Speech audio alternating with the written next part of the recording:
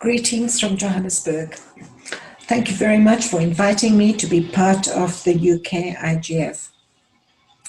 In fact, I see it as a gesture of inclusion, which is very fitting to the topic of my talk today. The concept of an inclusive information society, and perhaps the first emergence of this buzzword of inclusion in the context of Internet policy and governance, emerged from the World Summit on the Information Society, and I quote, the WSIS goal, to achieve an information society that is people-centered, inclusive and development-oriented, where everyone can create, access, utilize, and share information and knowledge, enabling individuals, communities, and peoples to achieve their full potential in promoting their sustainable development and improving their quality of life, while also respecting fully and upholding the Universal Declaration of Human Rights.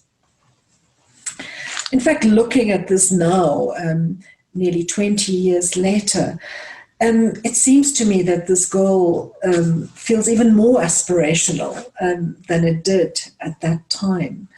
It's inspiring, but I think we also have a sense of how difficult it is to actually achieve that level of inclusion. And as the internet grows and develops,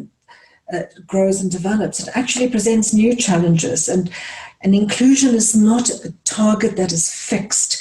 It's a target that changes as the internet changes and as the world changes. The Global IGF is also an outcome of the World Summit on the Information Society. In fact, it's an outcome that resulted from the lack of consensus among governments about how to deal with internet governance.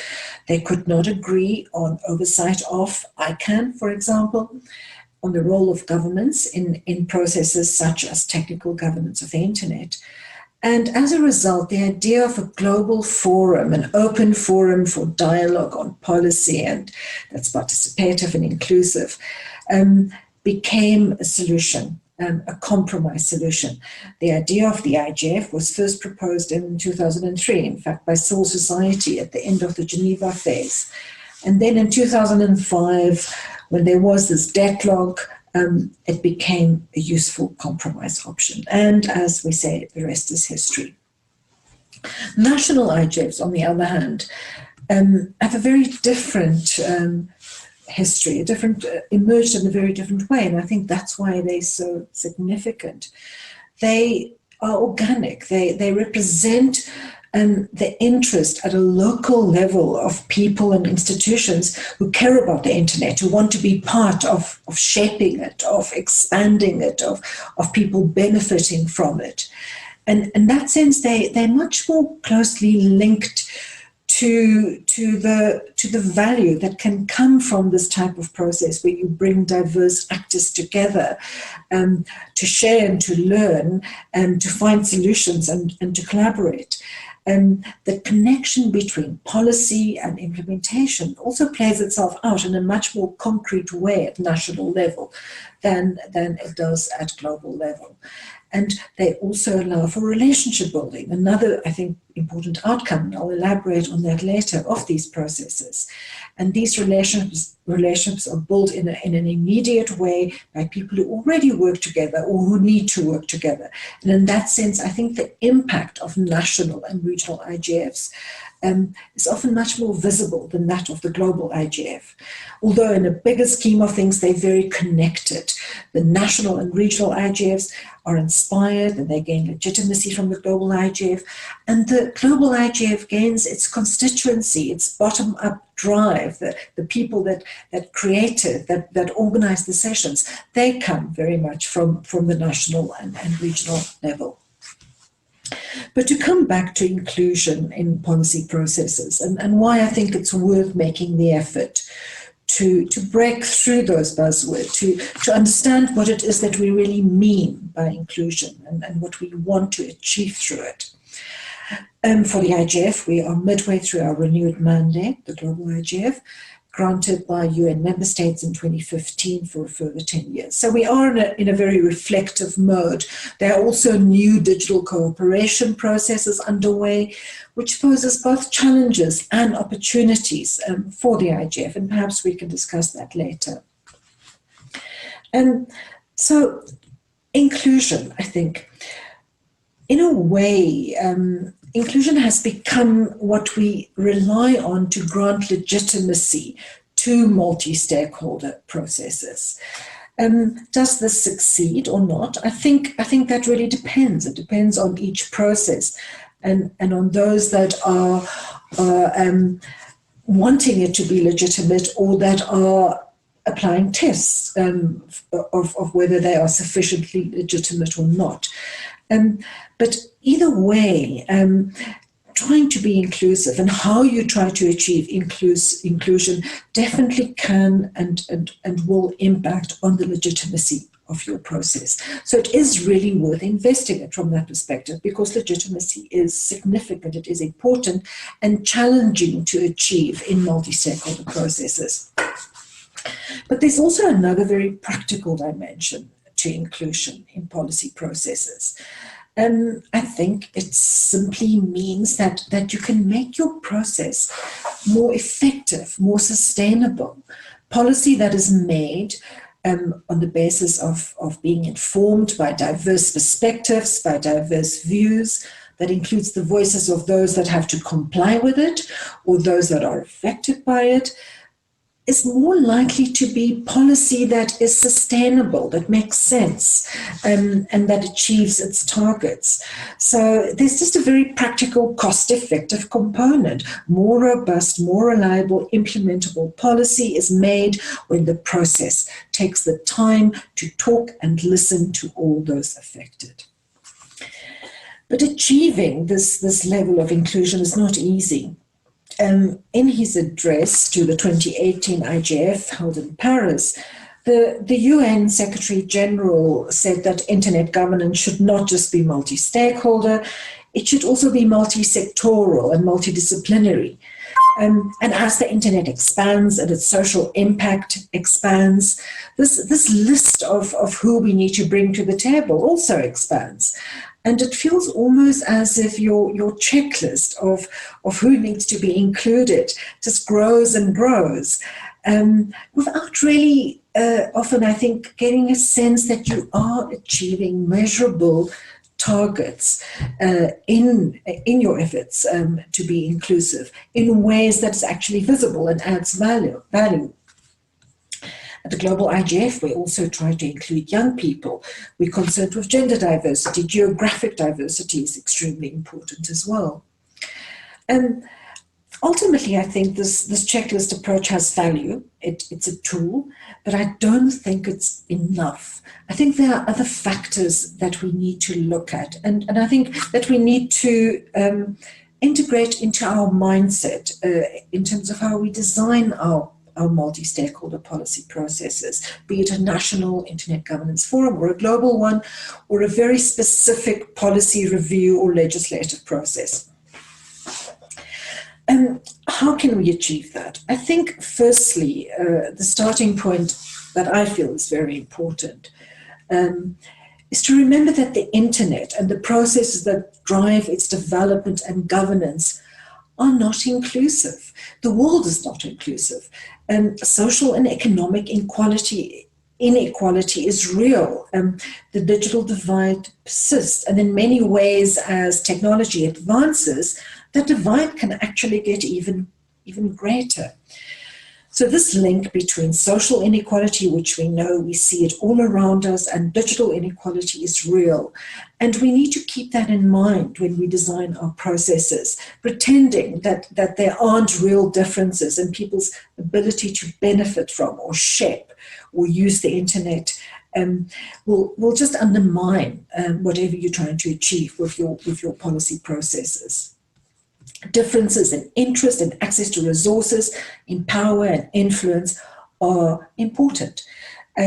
So not taking those into account in a serious and specific way just means that you end up with a very tokenistic multi-stakeholder process. Secondly, I think that trying to achieve diversity among the people and institutions in the structures that design and run the processes are important. Inclusion that is driven and facilitated by those that are already on the inside is not enough. And it's likely to, or not likely to be seen as legitimate. So the communities, the individuals that are excluded need to be able to join on their own terms, and not just as participants in processes. They need to be able to set the agenda, to shape the conversation, and not just be there at the behest of those that are in control, and usually in control. And perhaps when we have the Q&A, I can cite some examples. Thirdly, I think our multi-stakeholder processes need to create safe spaces for different perspectives to be shared, for dissent and for debate to surface and to be processed. And this is not trivial. It requires careful planning.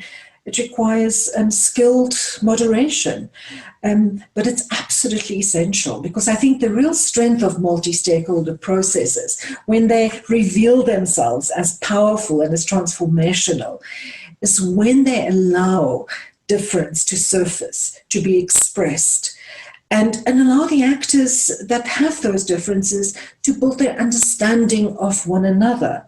And one of the techniques that we use in the African School on Internet Governance that I convene together with Research ICT Africa and the African Union is to use role play, to get a human rights activist to take on the role of a security policeman, or to have a business person take on the role of a journalist, and so on. Because I think that so often our negotiation processes result in deadlock, because not only because we have differences of opinion, but because we're completely incapable of looking at a problem through the eyes of the other actors involved. And this is what multi-stakeholders can do. It doesn't mean that people's views should shift or that there are distinct wrongs or rights. It just means that better understanding can develop, and from that, relationships can be built that in the end will create more enduring and more sustainable policy outcomes, and contribute not just in the here and now, but in the longer term, because relationships re-emerge as they need to. For example, when new legislation is being developed, then those relationships between different actors who might have very different views and perspectives will work together, or who disagreed or failed to work together a few years ago can now come together again from a point of greater understanding of why they don't agree. And that then becomes a starting point for building more common ground. In closing, I would say that inclusion is a mindset that we should take into all our internet policy and development efforts, whether we are in government, in business, civil society, whether we are involved in technical development of the internet or any other sector. And I think also to do so at national, regional and global levels. It's important to keep in, as part of that mindset, an understanding that inclusion is not easy. It's not necessarily a happy place, or doesn't necessarily take you to a happy place. Inclusion is not restful. In fact, it can add noise.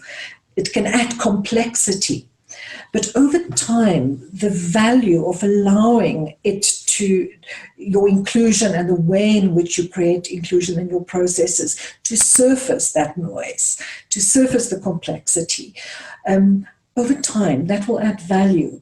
It will build relationships, it will build understanding, and through that, better policy, more robust policy, more sustainable policy, and policy ultimately that I think that will change or that can result in the kind of change that we need to have more inclusive information societies can result.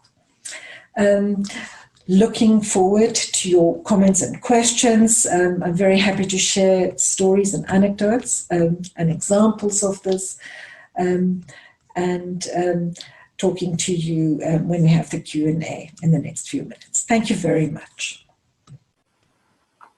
Well, thank you very much, Anriette, and welcome to you now. So that was a pre-recorded section for technical reasons, of course, to make sure it all went well, and it does, and you're here as well.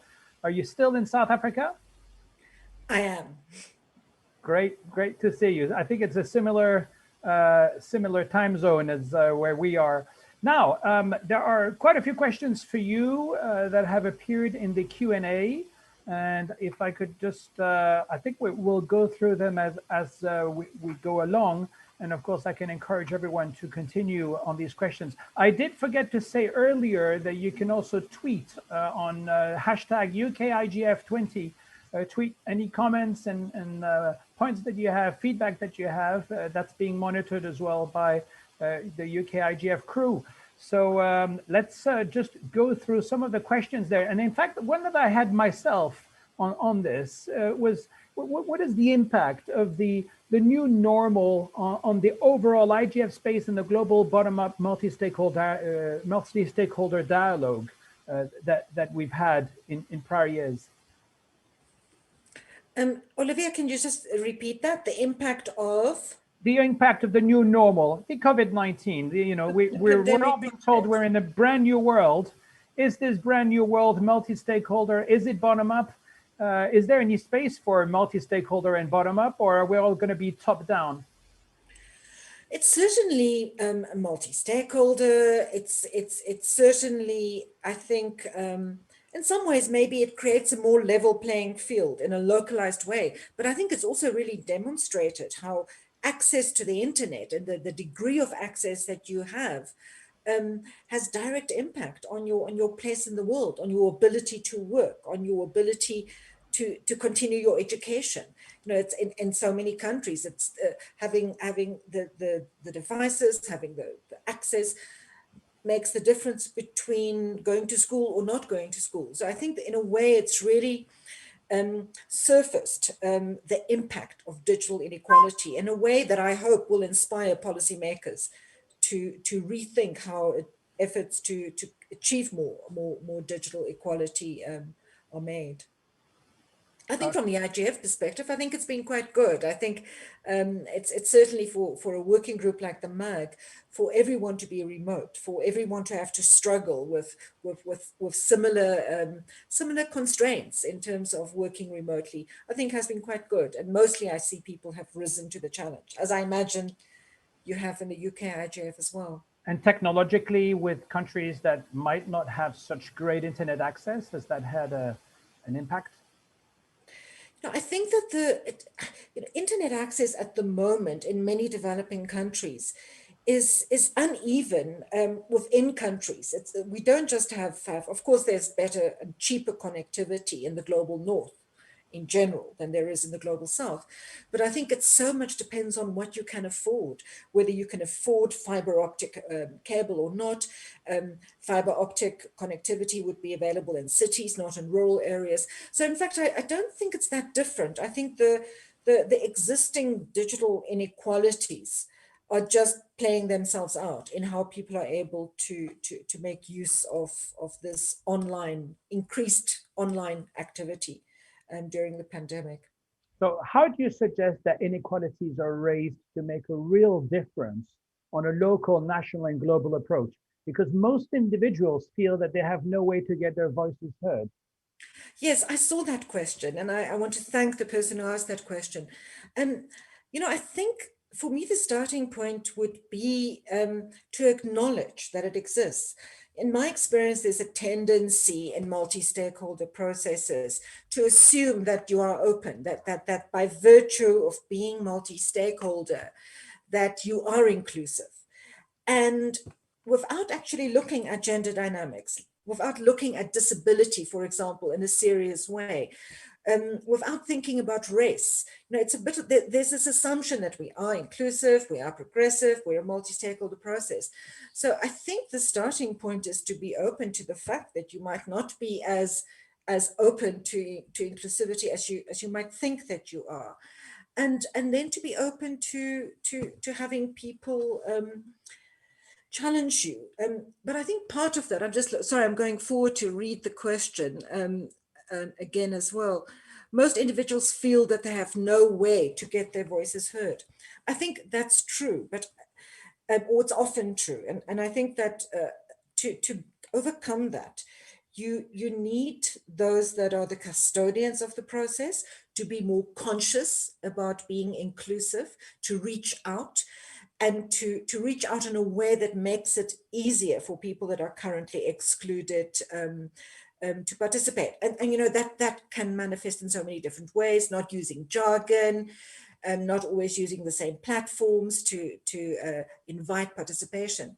But it also takes action on those that do feel excluded. I think sometimes at the moment, and maybe I'm saying this because I'm getting older, there's an assumption that that we need to enable, that the responsibility for the inclusion of the excluded lies entirely with those that are on the inside.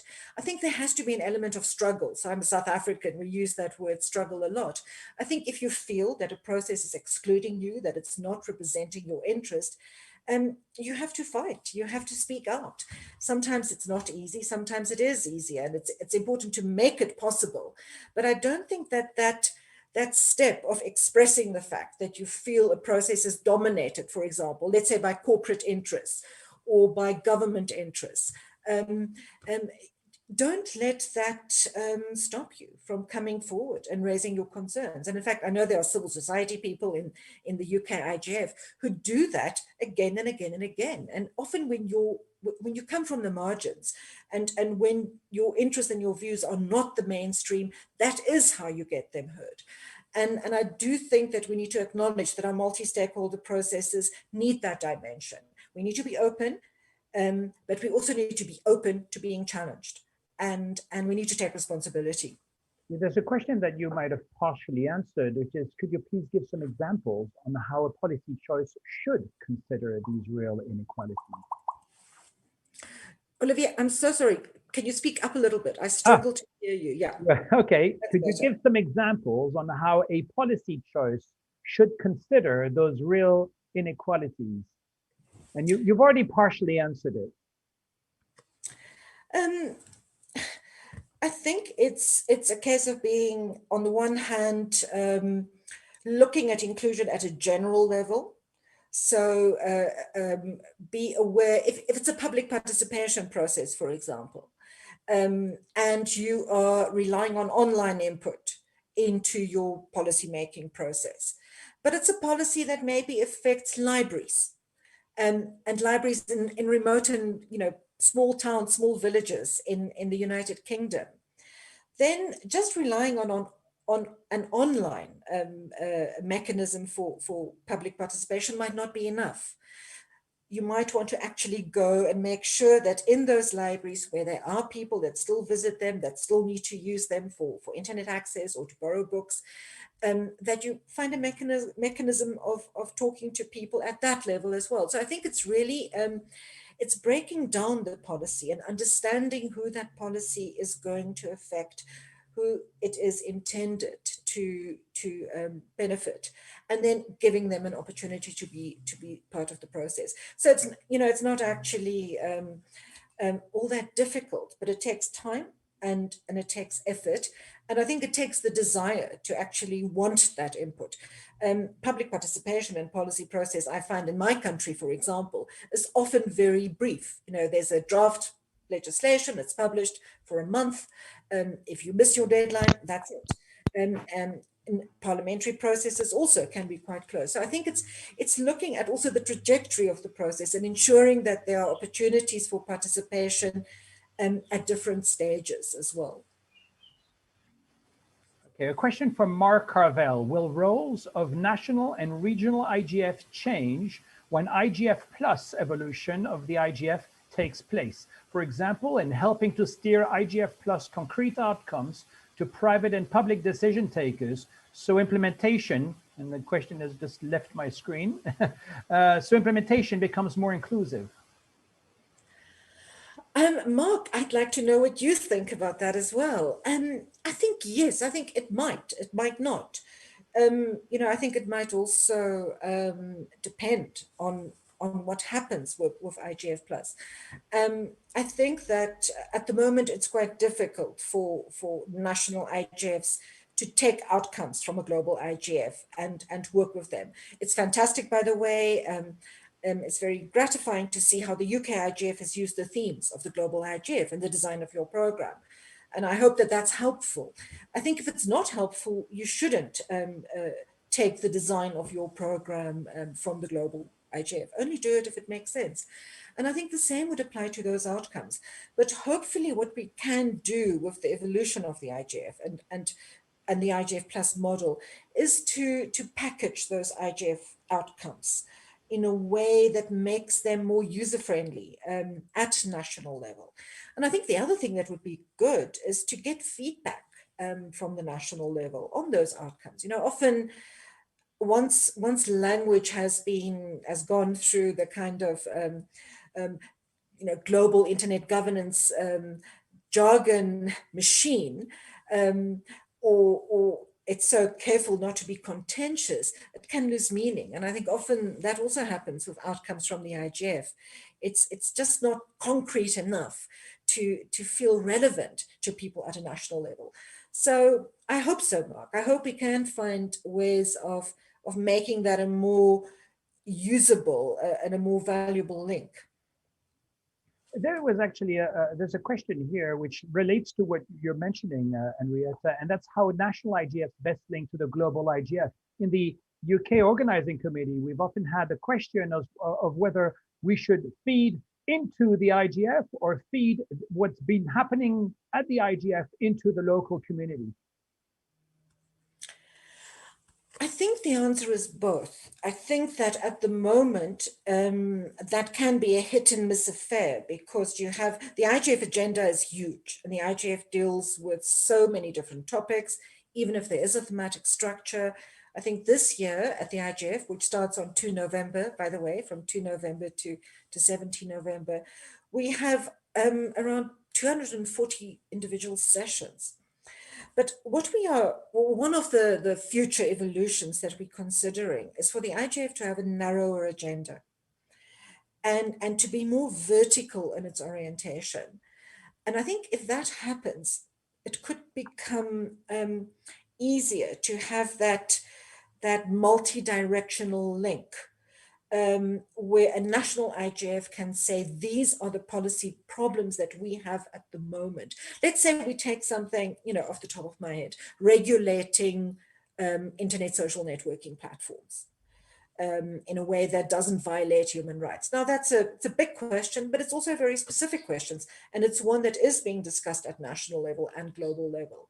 So if we take that and focus on that particular policy question in a holistic way, then I think that interaction between the global level and the national level could actually become more concrete and more useful. At the moment, I think the link is often indirect, but I think it's still there because, if participants who are involved in processes at a national level do not come to the IGF and do not participate in the global IGF from that perspective of their national experiences, you often end up with a very abstract level of discussion. So I think that national component and the participation of people involved at national level is what grounds the IGF.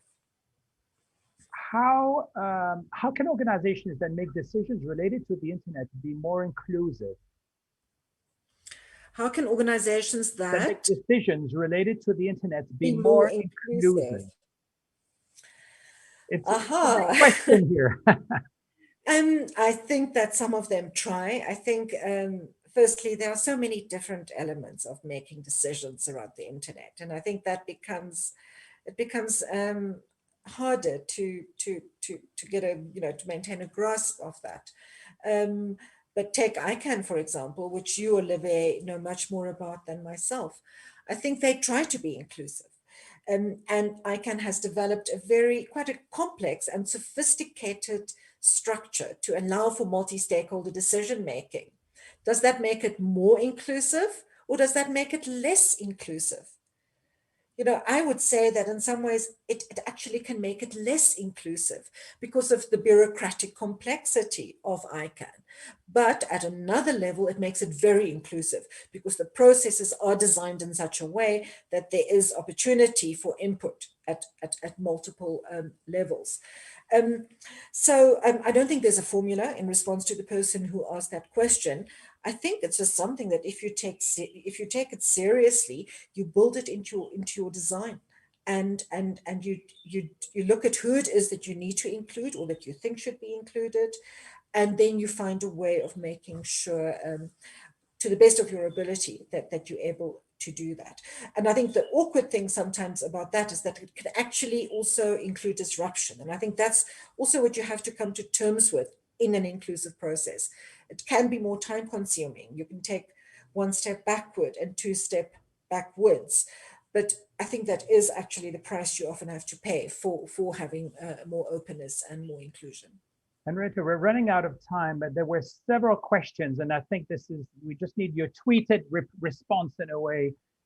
Questions about having local governments and governments being more inclusive to recognize the multi-stakeholder process, and also companies so the private sector being inclusive in this way through recognized organizations and so on. Do you have anything to comment on that?